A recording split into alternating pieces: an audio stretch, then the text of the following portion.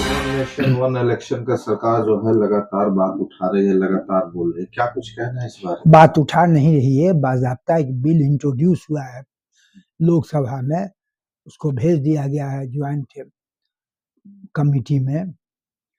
सवाल यह है कि क्या यह किस हद तक हिंदुस्तान के प्रसंग में उचित है। एक पायस विश करना, हर चीज एक हो, यह अपने आप में हर चीज एक हो, इस डाइवर्स सिचुएशन में, डाइवर्सिटी है इंडिया में, हम समझते हैं कि कई कारणों से यह प्रैक्टिकल नहीं है।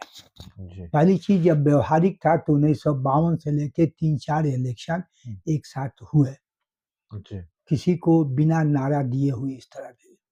एक बात कुछ भी हिंदुस्तान में करने के पहले ध्यान में रखना चाहिए कि हिंदुस्तान एक राष्ट्र है, विथ बेसिक स्ट्रक्चर जो उसका फेडरल स्ट्रक्चर, यानी हिंदुस्तान कई राज्यों का एक यूनियन है।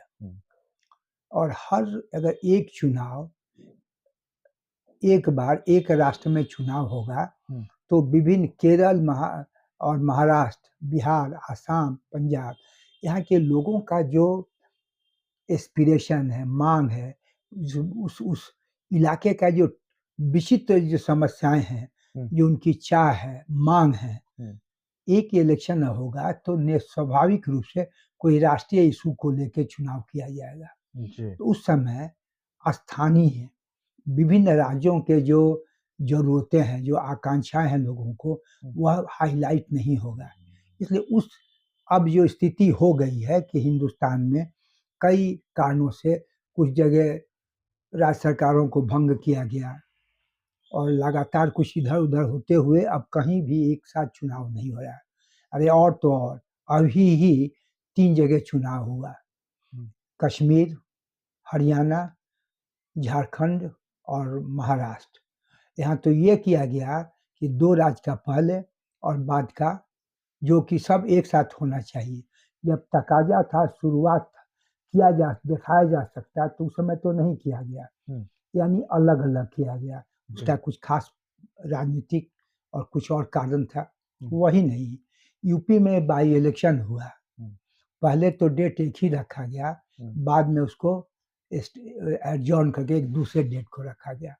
तो जो खुद इलेक्शन कमीशन उचित समझता है कि एक साथ अभी हाल में हुए हिंदुस्तान के विभिन्न इलाकों में जो चुनाव हुआ, उन्हीं को लगा कि एक साथ 4 स्टेट का और बाई इलेक्शन नहीं हो सकता है, तारीख फिक्स करके फिर उसको बदलते हैं। तो ऐसी परिस्थिति में व्यवहारिक रूप से जो आया है, हम समझते हैं कि नहीं है। फिर इसके लिए तो कुछ संवैधानिक परिवर्तन भी, अमेंडमेंट भी करने पड़ेंगे। तो 4 कारण से, एक, व्यवहारिक अब नहीं लगता है, इसमें सब कुछ संविधान और कई कानूनों को बदलना पड़ेगा। 2, तीसरी चीज कि हिंदुस्तान का जो फेडरल स्ट्रक्चर है, उस फेडरल स्ट्रक्चर के अंतर्गत हर राज्य के जनता का अपनी एक मांग है, उनका एक अपना एस्पिरेशन है, चाह है। एक साथ होगा तो नहीं हो जा पाएगा, क्योंकि राष्ट्र किसी 1-2 मुद्दे को लेकर, आजकल तो हो गया है राष्ट्रीय एकता, राष्ट्रवाद, कुछ कम्युनल फीलिंग, एक हो तो सेफ हैं, वही नहीं कुछ और भी उस तरह के नारे। तो ये वैसा देश जो 1 अरब 40 करोड़ का है, अगर देखा जाए तो एक तरफ तो द्रविडियन कल्चर वाले हैं, ट्राइबल वाले लोग हैं, कुछ येलो कलर वाले हैं, तो कुछ आर्जन पुराने, यानी कई तरह का और कई क्षेत्र है, भाषाएं अलग अलग है। तो इस तरह हम समझते हैं कि अब जो चल रहा है चलने दीजिए। वर्तमान सरकार की भी उस पर केवल कहती है, कुछ खास राजनीतिक कारणों से जब मौका आया इसको दिखला सकते थे, उदाहरण देके, तो उन्होंने नहीं किया। तो हिंदुस्तान के विभिन्न राज्यों के हित में नहीं है, कई तरह के कानूनी बदलाव करने पड़ेंगे। और जनता की पूरे हिंदुस्तान के केरल से लेके कश्मीर और वो नागालैंड और अरुणाचल से लेके पंजाब के विभिन्न भूखंडों में रहने वाले लोग हैं, उनकी जो आवश्यकताएं हैं, आकांक्षाएं हैं, चाह है, वह इसे पूरा नहीं हो। सर, पिछले दिनों अमित शाह के बयान जो अंबेडकर के विषय में था, उसको लेकर पूरे देश में आंदोलन, आक्रोश हुआ, कांग्रेस भी की और अन्य पार्टियां भी की। इस पे आपकी क्या राय है सर? हम समझते हैं कि अंबेडकर साहब एक निर्विवाद हिंदुस्तान के संविधान के बनाने वाले लोगों के मामले में, संविधान जो बना है इसके जनक हैं, सबसे बड़े कर्णधार हैं, और संविधान में लोगों को, इसलिए वह अब अंबेडकर के बारे में कुछ भी कहना उनके बनाए हुए संविधान पर आघात और चोट करना है। आज अंबेडकर साहब में एक दो और खूबी है, संविधान बनाने के साथ साथ वह आज हिंदुस्तान के दलित समाज के सबसे प्रमुख नेता है। हर घर में उनका फोटो लगेगा, कुछ न कुछ रहता है।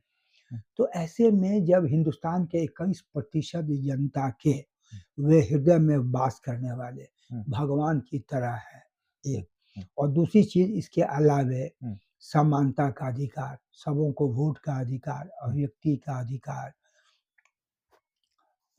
सेकुलर यानी आर्टिकल कई धार्मिक जो लोगों को अपना ख्याल रखने का है, ये सब उन्होंने दिया है।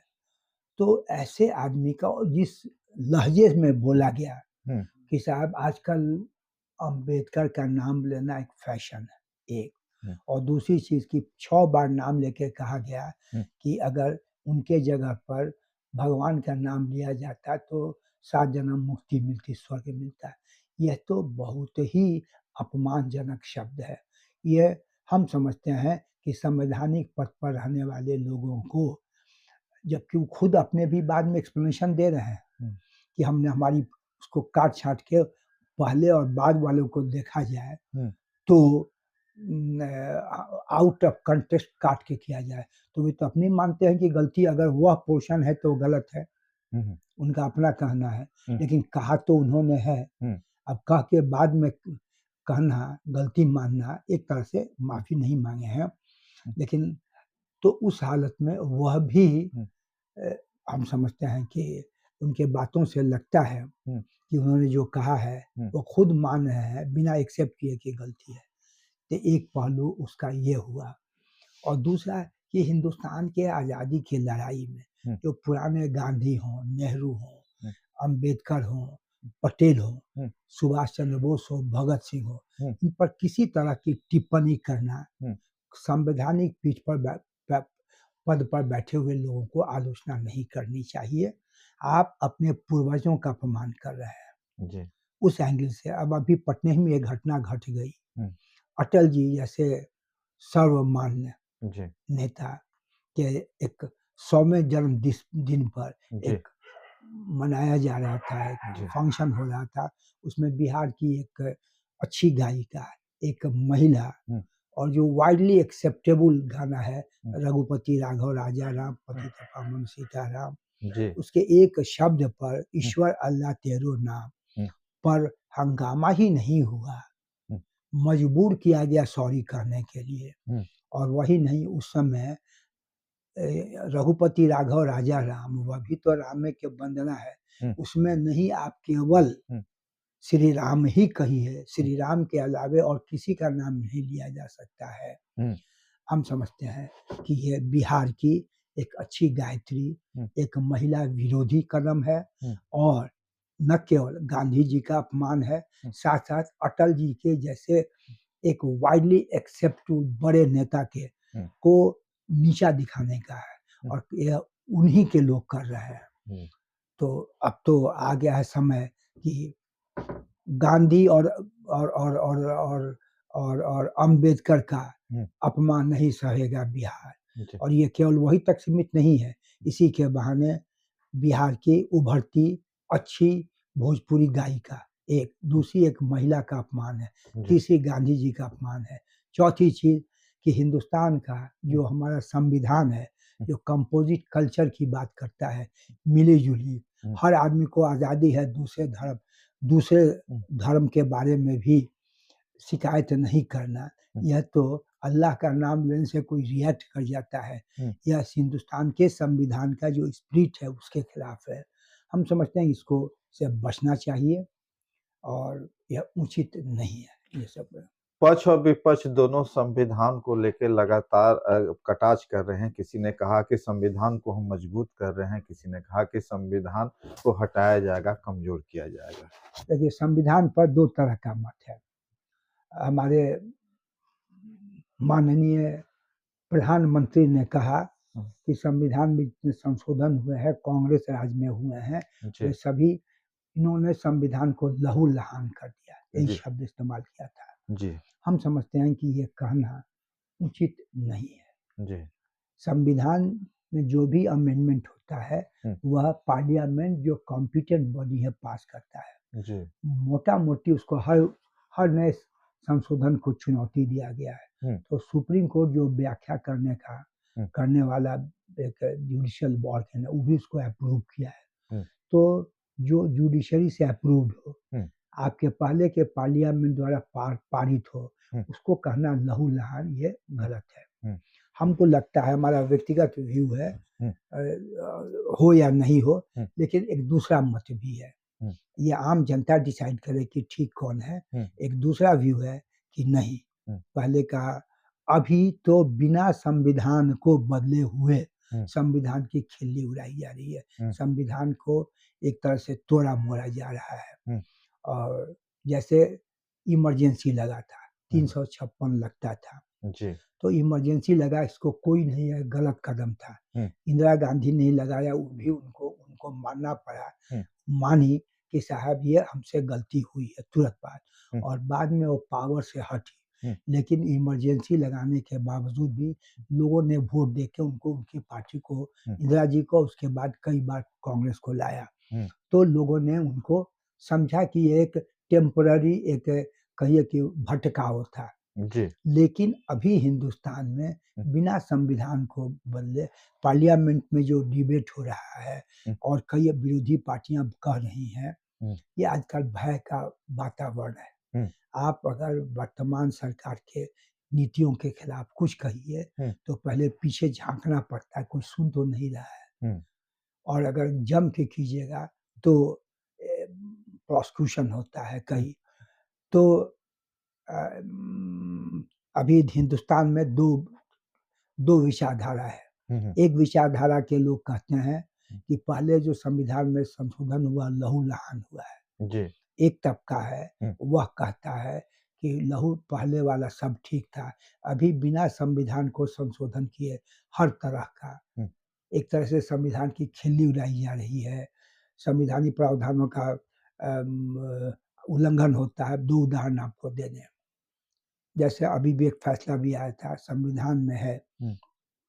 कि डायरेक्टिव प्रिंसिपल में जो मार्गदर्शिका है, सरकार कोई भी कानून बनाए हुँ। तो उसको ध्यान में कि हिंदुस्तान का जो मटेरियल रिसोर्सेज है, हुँ। उसका इस तरह वितरण होना चाहिए हुँ। ताकि बहुसंख्यक जनता को, मेजॉरिटी को फ़ायदा कर सके, जी। एक।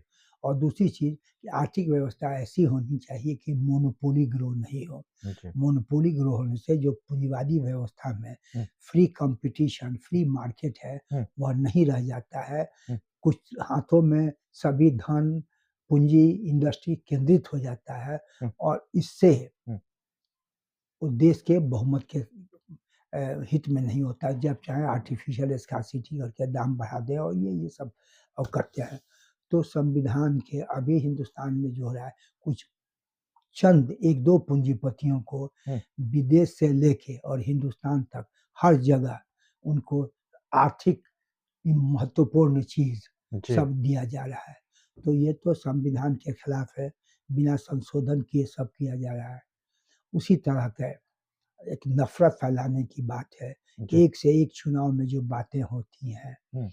अम, हम तो कहेंगे कि पार्लियामेंट ही हुँ। कुछ एक अजब तरह का हो गया है। जी। पार्लियामेंट होता है जो कानून बनाए हुँ। और देश के महत्वपूर्ण बातों पर डिस्कशन हो, हुँ। जो लोगों के समय। लेकिन हो क्या रहा है कि विरोधी पार्टी जो कहता है, हुँ। लोगों का कहना है, हुँ। तो माइक को बंद कर दिया जाता है। अच्छा। उसको एक्सपंज कर दिया जाता है। हुँ। बहुत होता है और माइक पार्लियामेंट का मेजॉरिटी रूलिंग पार्टी या स्पीकर पर ही केंद्रित होता है। अपोजिशन वो बोलता है सो नहीं होता है। तो पार्लियामेंट एक जस्ट संवैधानिक कुछ मजबूरी है बुलाना पड़ता है। हुँ।